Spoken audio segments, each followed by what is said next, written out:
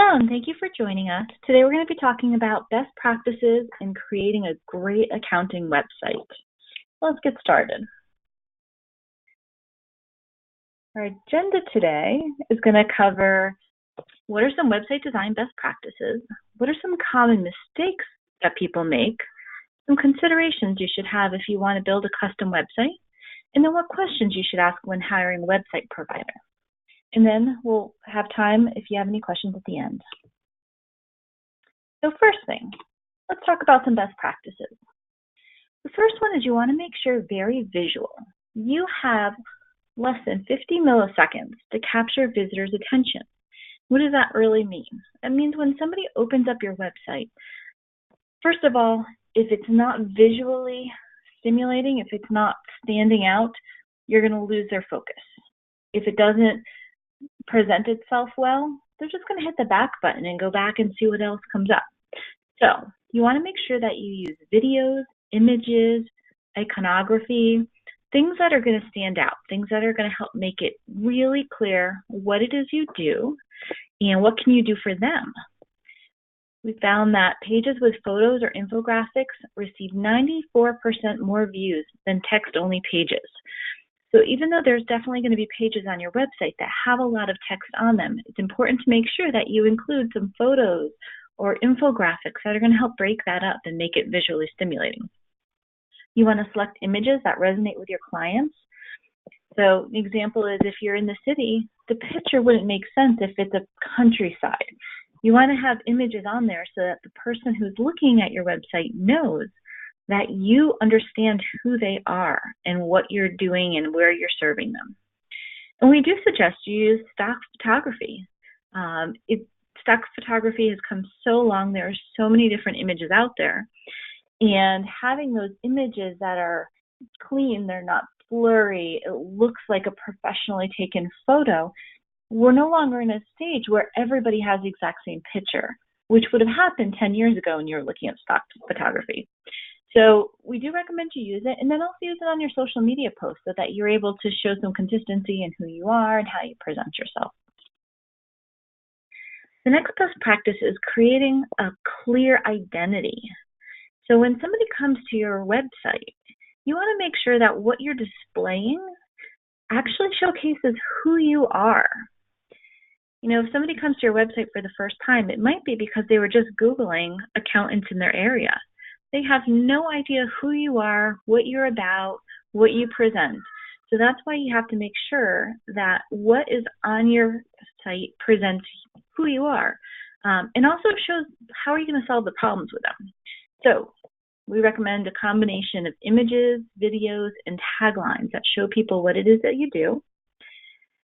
Don't try to get too fancy or creative, because sometimes when you do that, you kind of lose focus on what it is that you're trying to tell people. And make sure you're very, very obvious when people get there what it is that you can do for them. So if you really work with small businesses, make sure your headline says the perfect payroll and bookkeeping solution for small businesses. You know, it's going to come across differently than if somebody is only looking for someone to help them with their taxes. So it's really important to make sure that's a clear image. Now, what if you don't know what your image is? Well, one of the great tips you can use is look at review sites, Google reviews, Yelp, anywhere you might have had some reviews done about your practice. And through that, you can see, what do people say about you? What do they say stands out? What makes you unique? That's a great way to understand who you are and at least how other people think of you. If you don't have any reviews out there, just ask some of the clients, you know, why do you like working with me? What are you looking for when you're trying to decide who you're going to work with? And that might help you too. So next best practice, organize your information. You want to make it really easy for clients to find the information they need. So that menu bar that you choose is really important. You want to make sure that the elements are clear, easy to understand, not really, really long as far as, you know, multiple words. Most things you can convey the image really quickly.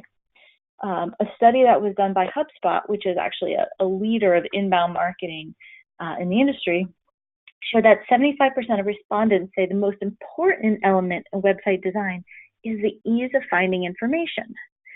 And if they can't find the information, they're not going to spend time looking for it. They're more likely to leave than they are to spend more than a few seconds looking for what they need. So remember that. Make sure it's easy and clear. So a couple best practices. Showcase what you offer, services offered, location, hours, information that people are going to want to see. Put that right up on your homepage. Quick, easy, visuals for everybody. Use categories and subcategories to group various topics together. For example, your services is a great place where you might have 5 different services. You put them in under a service heading, and then there's some subcategories that'll give you the services. Same if you have articles and things like that you want to try to kind of group them together so it's easier to see in the menu, but then once you click there, then you can see all the different articles that you have.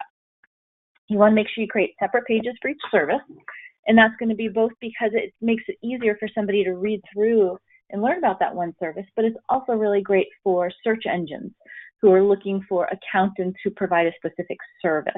If you have a page dedicated to it, the search engines know that that's what you do. And then just don't be overly complex. The next best practice is trying to create a site that converts. So what does this really mean? When you start to build your website, you really need to have an idea of what is your goal? What are you trying to get people to do? Some cases, you want somebody to pick up the phone and call you. Other cases, you want somebody to fill out a form and submit the information so that you can go back to them. In other cases, you might just be trying to do a little brand building. Maybe you get all of your business through word of mouth and people just talking about you. So what you're really trying to do is use your website to help reinforce who you are when people make that phone call. So think about what the goal is of your website up front, and make sure you tailor your website to that. So a good example is the contact us type.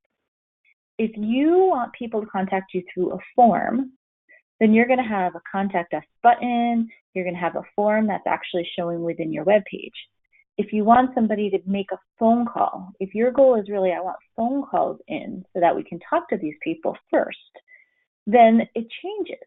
So your contact us, instead of being a button, it might just be, here's a phone number. Call, here's my phone number.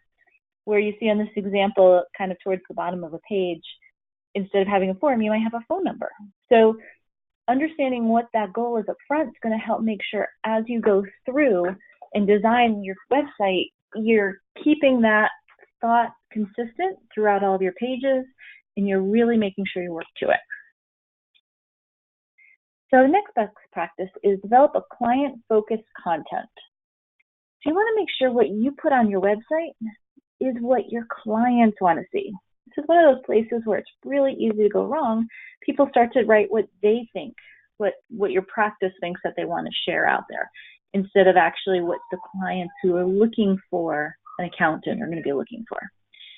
So not only is it important because the client themselves wants to read this, and you want to make sure that it's something that they'll want to read, they'll enjoy, they'll continue through, but it's also important for your website ranking. So search engines have gotten very smart. They know what your website shares. And, one of the big things about the way Google presents data now is it's not just the keywords in the search phrase. It's the intent of the query. Google is really trying to make sure it's understanding the intent of what you're looking for. And that's how the results are going to get delivered. So by making sure that you've got that content, even if it's, maybe you got a word with an S at the end versus not an N or things like that, Google understands the intent and it'll deliver the content right. So you want to make sure it's informative, useful, interesting. We recommend you use lots of headers, subheaders, bullet points, things that make it easy for someone to scan, have certain words pop out at them that are going to have meaning, make them find the information they need on the page quickly without necessarily having to read through all of it. If you can find somebody who will offer you some pre-written content, that does save you a lot of time. And that might be, descriptions of services, it might be some articles that you can use, and just go in and customize a little bit so that it kind of has your touch to it. But writing content is one of the hardest parts about any marketing activity, especially a website. And you want to make sure that it's optimized so that words that you use are the words that somebody who's searching would use. And I like to think of this as you've always got industry jargon. You know, the people who are in the industry, this is how they talk about something. But somebody who's looking to buy from you, they might not talk about it the same way. They might use different words and different terms. So you want to make sure those are the words that you also want to include. You know, what is somebody going to search for to find your services? So another best practice is using testimonials to your advantage. So we all know that people love hearing from other people. What do they think? You know, word of mouth is typically cited as one of the best ways that you guys get new clients. Well, the great news is if you don't have a lot of people who can share that word of mouth or, you know, tell other people about it, online reviews are very, very powerful. They give you credibility. They showcase what you do because in a lot of cases it'll say, this is what this accountant did for me. It was a great service. So it gives you some credibility. It helps to talk about what it is that you do, reinforce what you do well. So what we recommend is that on your website, you have a dedicated page to all of these testimonials. In addition, you actually want to take those and put them in your website to reinforce those different services. So if you have a testimonial that's going to talk about one of the services that you offer, just drop that right into the page. As somebody's scanning through the page, they're going to see that. They're going to talk, they're going to see what people say about you and how they kind of positively reinforce what it is that you do well. And it's going to help you get more clients. So make sure you use your testimonials. There are some providers who offer reputation marketing, which actually helps to encourage your clients to leave more reviews, and then those are really good, help you to kind of push people to post that also on Google Reviews or Yelp or something like that. So, you know, that's one thing you can look for too when you're looking for a new provider. Next best practice is optimizing for speed. So 40% of visitors will abandon a web page if it takes more than 3 seconds to load. I'm sure you've all had this experience where you're just sitting there and like you start to load it and you say it's not worth it. You know, if it wasn't anything big or if there's an alternative page that can answer the question that you have, there's no reason to wait. You just hit the back button, click the next link in line, and off you go. So you've got to keep that in mind. There are features that people put on their website that slow things down. Some of the more common ones, flash players, music, anything that auto plays, automations, things that are kind of moving on your website that aren't necessary. All of those little things do slow down the site load time. So those are things to watch for. If you're interested, Google has a site speed test where you can go and put your URL in. You can kind of hit, measure, I can't remember what it says, but just look up Google site speed test and you'll be able to find that link. And that'll help to point out where you could rank as far as load time, and is there anything obvious that you should remove that'll help to improve it. So another best practice is going mobile. 80% of users will exit a web page that is not mobile friendly. Now, this should not surprise anybody, but mobility has come such a long way in the last 10 years. It's critical to have one. It's not even an option anymore. We recommend a responsive website, so things kind of reload automatically, whether you're on a website, a mobile, or a tablet even, because everything has a different screen size. The responsive websites are great because Google has now made mobility a priority. This was a change, I want to say maybe 3 or 4 years ago, where we started to see Google was preferring mobile-friendly websites over others. And then Google actually changed their algorithm. So when it's indexing web pages, it's indexing the mobile site first over non-mobile sites. So if you're searching on your phone, you're going to find that the mobile-friendly sites are going to pop up before you'll see a non-mobile-friendly site come through. And this is really important because if you are actually, if you're out there and you're competing against somebody, and that could be the one differentiator, is the thing that's different between your top competitor's website and yours. So you want to make sure that you've got that mobile-friendly, and that's never going to be an issue for you. This is an example if you're not understanding or not sure what a mobile-friendly website looks like, where the site on the left is not mobile-friendly. You can see the menu's gotten really, really tiny. If you were to try to click on something, there's a good chance you're not going to get to the link that you want on the menu. You might actually hit something else completely. On the right-hand side, you can see this is a responsive site. So what a full screen looks like, it kind of shrinks down. The menu turns down into the cheeseburger menu. That's what I call it when you've got those 3 lines on a row there. It looks like it's built to be seen on a website. So if you don't know if your website's mobile friendly or not, pop out your phone, take a look. What do you see? That's one easy way. There's also a Google tool for that too, where Google will show you how your website presents on a desktop versus mobile, and you can see if it is considered friendly or not. So next best practice, make sure your clients can find you online. So you want to make sure that you use good keywords so that if they're searching for you specifically, they're going to find you. You also want to claim your business listing. So if you're looking at, you search in Google and you see the business listings show up usually with a map view, and here's all those different locations. You have to claim those so that you can actually get your information in there. You make sure that you show up. So on the right-hand side, you see an example. If you go to Google My Business, you can just go, you can get started, claim your listing. Beyond that, to make sure that you're trying to get the right keywords, Google has a keyword planner tool, and that's going to help you find the keywords that your website should use. So the way the tool works is really good. You go in and you say, I do tax preparation. It's going to show you 100 different ways or 100 different phrases people are using similar and what kind of traffic they get. So you can understand, maybe I think I'm going for one set of keywords, but if I write my keywords slightly differently, I'll actually get even more traffic. So it's a great tool to use. The other thing you want to do is make sure you have consistent name, address, and phone on your website in all the online directories. Make sure you're consistent. Little things like the word road spelled out versus RD.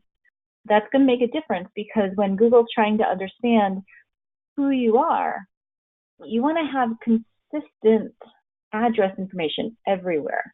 It's going to notice if things are a little bit different, and it's going to think of those as a little bit less authoritative if you don't have that consistency. Also, when you have your information on your website, make sure it's text instead of an image. If you're not sure, the way to check it is if you can select the text. Take your mouse pointer and kind of run it over, it's text. If you can't select out certain letters or anything like that, it's most likely an image. The reason it's important is Google doesn't read image files. It only reads the text if it's text. So you want to make sure you do that. So another best practice is providing secure access. So what this really means is when you go to your website and you type in the URL, at the beginning of the URL, it should be HTTPS. The S means it's secure. It's a change that a lot of websites already have, but a lot of people still need to do. And it involves getting a certificate with your website provider, and they make some changes. And then when you start to type in, your URL will kind of reload itself with an HTTPS, or it'll show up as that's kind of that permanent one. So your certificate's this SSL secure connection that you see referenced here. Google's Chrome browser last year started putting up warnings if you did not have a secure website. You'd actually see it in that URL just to the left of the URL. It might say not secure, you'll have a green lock or a yellow or red lock, depending on if you were secure or not. So it's really important to make sure that you're tracking to that, because as Google kind of rolls out this as a priority feature, in the upcoming months, it's going to be even more predominant when somebody does not have a secure website. So you want to make sure that you're upgrading, you've got that access when you're looking for somebody new. And it's a relatively inexpensive add-on if you don't already have it. So next best practice, make sure you're able to measure your ROI. So as you're going out there on your website, one of the things I love about digital marketing is that it is very, very trackable. You can see how many people came to my website. You can understand where did they come from. Once they got there, what did they do? Did they fill out a form? Did they look at multiple pages? So look to see of the different avenues that you're using to promote things, whether it's social media, whether you're paying for Google Ads to show up, whether maybe you're using a third-party website that kind of drives people to you. It's important to see what works, especially when there's cost involved. So you want to understand, with the people coming, what's actually helping to convert people into filling out that contact us form, and what's going to drive them to becoming a new client. So make sure that you're able to measure the ROI. So there's a lot of website providers who offer you a dashboard, an online dashboard, so you can see that anytime on your own. If you don't have that, Google Analytics is a great tool where you put a little bit of code on and you can see where people are coming from, what happens when they come over. So with all of that, it's really important to then go back and say, hey, I spent $500 on Google Ads last month. How many of those people actually became a lead? And then if you can take it and carry it through to become actual clients, even better. But you want to make sure that those cost calculations is going to help drive your decision. So let's talk a little bit about some mistakes you can make. Do not have a bad logo. Now, this is really a information you should have for everything that you do as far as marketing. So you want to avoid too much color, too much text, too many fonts. You want to make sure that it stands out. It's easy for people to read, and it's something that is different, that when they see that logo, they'll know it's you. It's really important, too, to make sure that it's a logo that's going to look good in multiple places. So if it goes on a website, your logo on your website, most pages you can have a relatively big one, but there might be some spots where you want it to be little. Think about your letterhead. Letterhead, usually it can't go more than a couple of inches tops. Usually you're going to go a little bit smaller than that even. A business card. Think through all of those different things. Make sure it changes size and it's still legible. The other thing to watch for is the colors that you choose. Certain colors they don't make you come across as being professional, such as hot pink. Other colors, they don't reproduce well. If you think about like a pale yellow, it doesn't always look good when you're printing it on things. And on a website screen, because everybody's monitor actually presents color just slightly different, it might actually disappear on some people's monitors. So you just want to watch out for that stuff. Another do not offer too many navigation options. So if your navigation becomes multiple lines, too much word, links that it's hard to really even see where one link stops and the next one begins because there's too much there, it's going to make it hard for people to find what they're looking for. So try to make sure that it's predominant, it's organized, you've got just your clear indicators of what your core offerings are. So more do not. Use too many colors. So same thing as, for the logo, try and make sure it's clean. You also want to make sure that when you're building a website, you don't use too many colors because it becomes distracting and you lose that consistent image. So rule that we always talk about, 3 colors on a page. Your primary color might be black. Your secondary color might be some blue that helps stand out. And the third color might be an orange or a red that you just use really for some accents. You want to make sure that the colors contrast well for readability. You don't put the green right next to the red, some of those old things that you've seen for years. You also want to make sure you choose fonts that are easy to read. So do not choose a difficult to read font. If the fonts are too small, too large, too curly, too fancy, they're hard to read.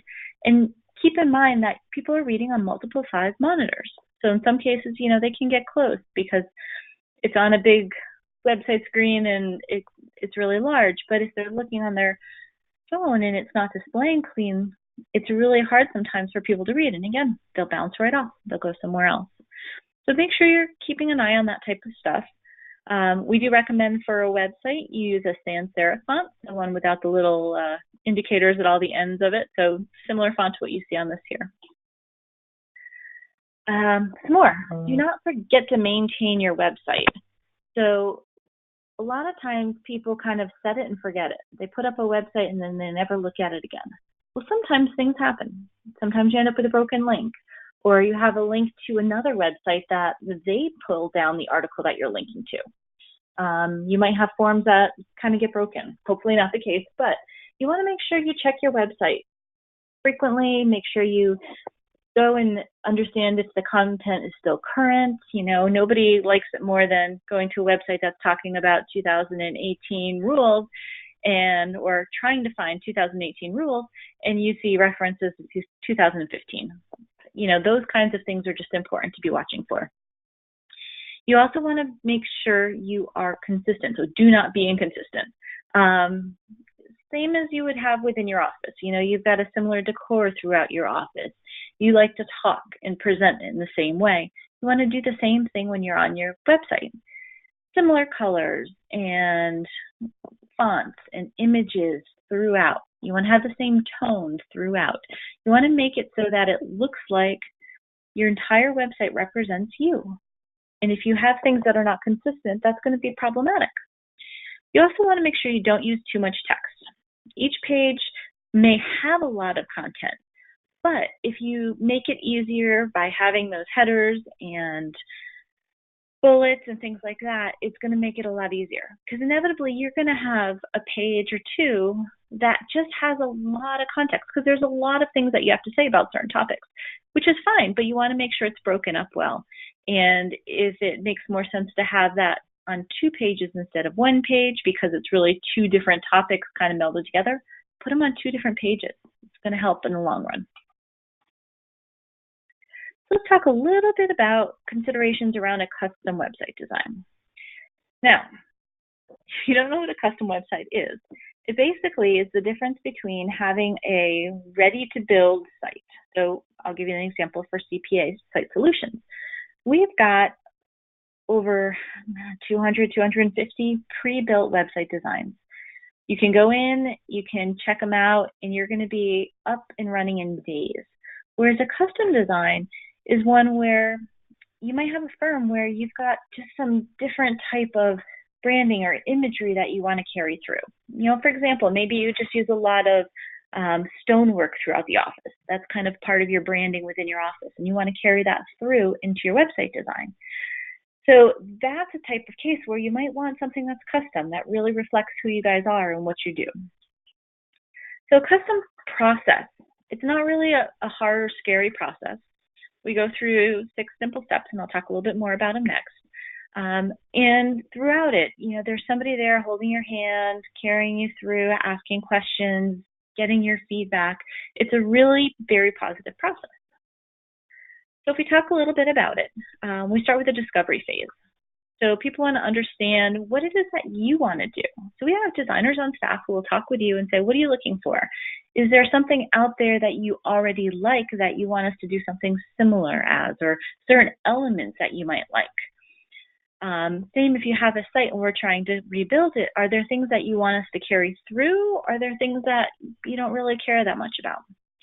Then we move into a design phase where the designers start to work, start to design your website, and then they'll show you mock-ups. They'll show you versions of your website with the imagery, but they haven't technically started building or coding it yet. So this is an opportunity for you to say what you like, what you don't like, give them that feedback so that you can understand where you're going. And then you'll go through a revision phase where they'll kind of go back and forth with you, show you a couple of rounds, show you what it will look like. Once you get through that and you guys are kind of at an approved status, we start to build. It gets built on a private server so that it is functional for people to test out, to click the links, to see how it works, but it's not public yet. It's not out there. And then once you're ready to launch it, we will put it up on the web, and we encourage you to send an email to your clients, inviting them to come check it out, take a look, send some feedback, let us know what you think. Sometimes if you change your URLs or even the URLs within your website, you might have a different set. So there's some redirects that can be said. So if somebody goes to, an old URL now comes to the new one. So there's a lot involved, but it's a very simple process. So now, whether you choose us or don't, we do want to give you some ideas, some questions to ask a website company before you sign with anybody. And these are some that are going to just help you make sure that this company you choose is the right company for you. So, how does your team choose the right design for my firm? This is a great question because you want to make sure that the design that you have reflects you in your firm, and it's not just, some designer who gives you one option and that's it. You want to ask what elements can be customized. So if you've got templates, is the logo going to be replaced with my logo? Can I replace images? Can I change out my colors? Understanding what it is that you can do right up front so you don't get surprised at the back end. You want to ask if my site is created for search engine optimization. Now, there are these additional SEO services that can be purchased by a lot of different providers, but the basic site should still have the most important element. Your URLs should reflect what the page contents are. You want to make sure that you have title tabs that are showing. So when you look at your website, in the little tab at the top of the page, it shows what the page is all about, what that title is. So there's certain elements that you want to make sure are there. You want to ask, how is content updated? Is there content that we can use? Like I said up front, writing content is one of the hardest parts of having any website or marketing material pulled together. So if you can get information helped out, if there's new content that can be delivered that you can use or choose, it's a great way to kind of accelerate things for you. You always want to ask if my site's going to be mobile friendly. I talked a lot about why already, so make sure you ask the question. You should always ask about customer support. What's it available? What are they going to do? Is there any extra charges? What are the hours? Understand what they have available. You want to ask if they can provide examples, testimonials, reference sites, case studies, whatever they've got for current clients. You want to know that they can deliver on what it is they're telling you, and you want to see proof of that. If you can talk to references, that's one of the easiest ways because somebody will have that two-way dialogue and answer every question that you have. And any good, solid, reputable company should be able to provide you references. You want to ask, how can I ensure that I will stay up to date? So technology changes. You want to make sure that you are in line. Google technology, I'll give you that as an example. Google comes up all the time, of course. But every couple of years, they're clearly rolling out changes to their algorithms based on technology updates.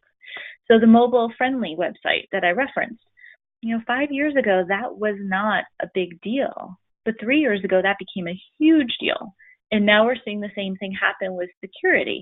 That's becoming a huge deal.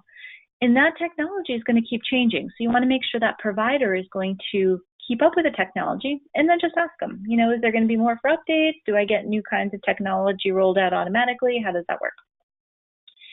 You always want to ask what's included in your monthly hosting fees, software support fees, whatever it is that they charge and they show you. Understand what's included. Is there a limit on the time? Can you talk to a live person, or are they going to be all email communications? You want to ask what kind of services they offer. So if you're looking for a website, there's a lot of things that are integrated into your website. You're going to do online ads that point to your website. You might have social media advertising that also points to your website.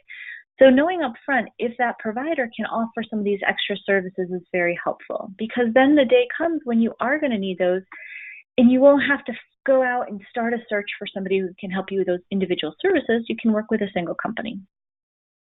You also want to know if there's a way you can track the results from your website.